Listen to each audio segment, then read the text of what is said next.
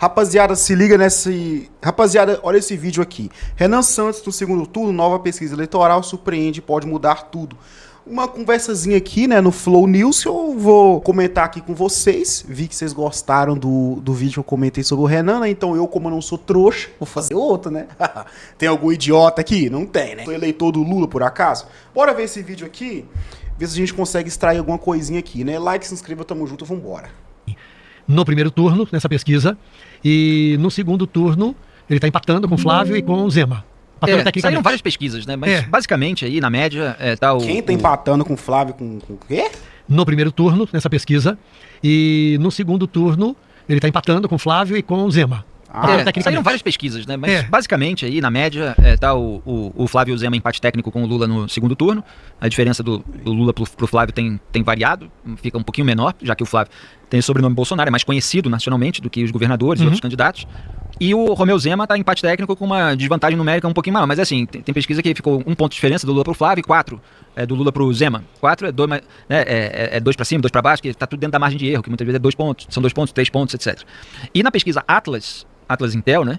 O Renan Santos, que apareceu em terceiro com mais de 5 pontos percentuais. Cresceu ali em relação à última pesquisa, 0,9 pontos. Sempre tem uma discussão se a Atlas, por ser uma pesquisa feita na internet, favorece quem é mais forte na internet, etc. Feitas pelo telefone, mas é óbvio que os seus organizadores defendem os métodos, a metodologia, tem histórico aí de acertos. Todo instituto tem histórico de alguns erros. Sempre se defende dizendo que é a foto do momento. Às vezes justamente a pesquisa muda o voto, na hora da eleição sai diferente. Mas tem um outro aspecto também, que é o fato de que em 13% do eleitorado que rejeita Lula e Bolsonaro, há o voto para o Renan Santos. Ele é quem mais consegue, nesse segmento, abocanhar votos.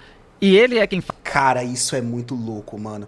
Como é que deve estar a cabeça de um cara que acredita no Bolsonaro uma hora dessa?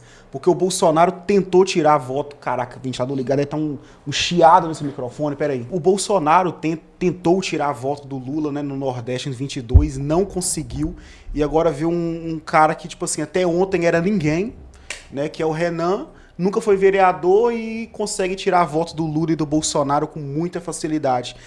Pô, cara, é aquela parada, mano. O Flávio não tem proposta nenhuma de país. O Lula não tem proposta nem plano nenhum pro país. O Renan vem apresentando. Se você concorda, discorda ou não, ele tem. É igual o Ciro. O Ciro você pode não concordar com o plano que ele tem, mas ele tem um plano pro país. Aí o eleitor, ele vê isso e fala, pô, de um lado tem um cara que dança igual um retardado, do outro tem um cara que já foi condenado e não tem ideia do que tá fazendo lá. E tem um cara que tem proposta e tem um montão de coisa pra um montão de área. Então, pô, o eleitor fica, né, cara, é lógico que rouba voto. É muito fácil, cara. Aprende, Bolsonaro.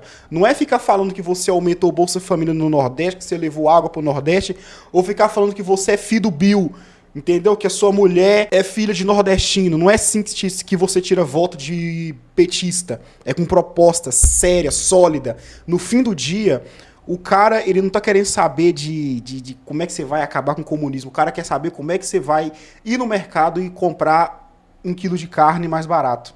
Entendeu? O cara que faz Uber, no fim do dia, ele não quer saber de treta com o STF, de comunismo, de fascismo. O cara quer saber como eu vou rodar de Uber sem ser assaltado.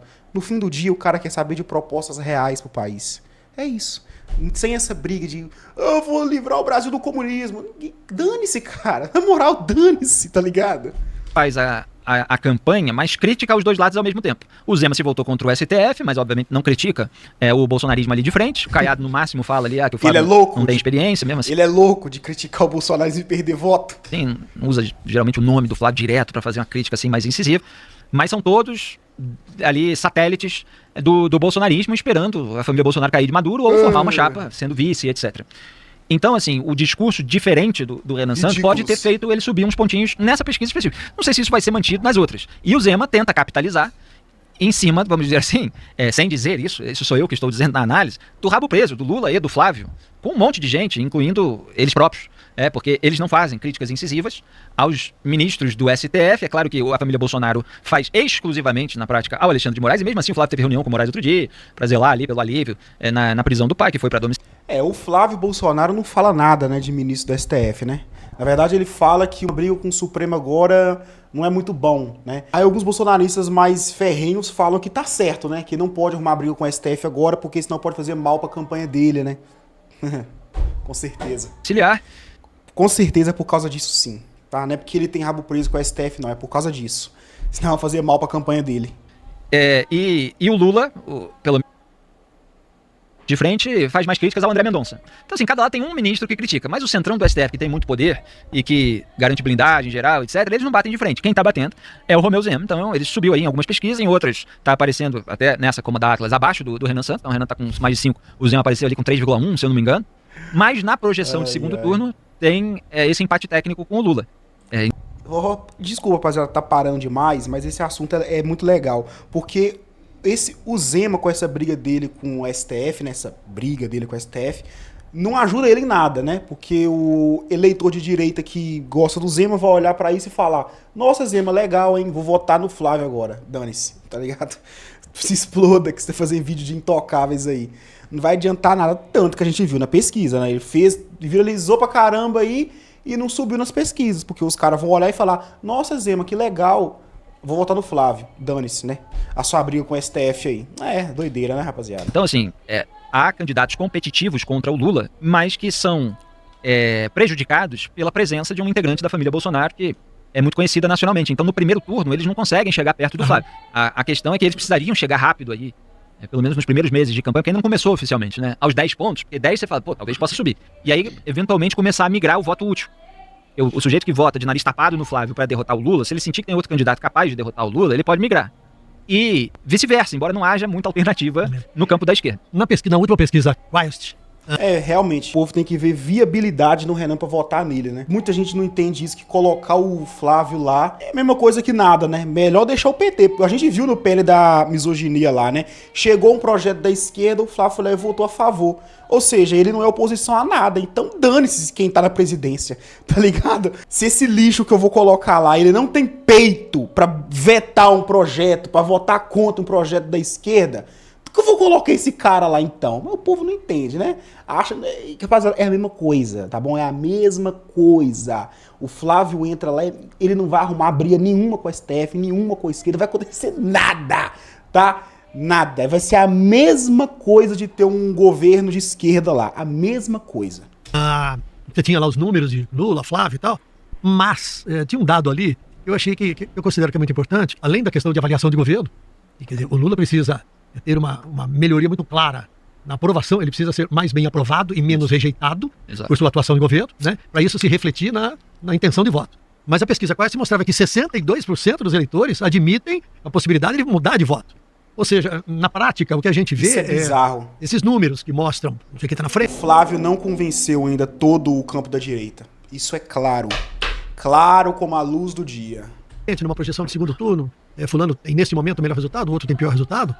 Mas nós ainda estamos muito, muito longe, né, de números que venham a significar algo, um desenho do que vai acontecer em outubro. Isso porque as pesquisas colocam até Jair Bolsonaro, né? Você vê lá quanto é Jair Bolsonaro, quanto teria o Lula. O Jair Bolsonaro é um preso e é inelegível. Mais do que preso, ele poderia até ser candidato preso.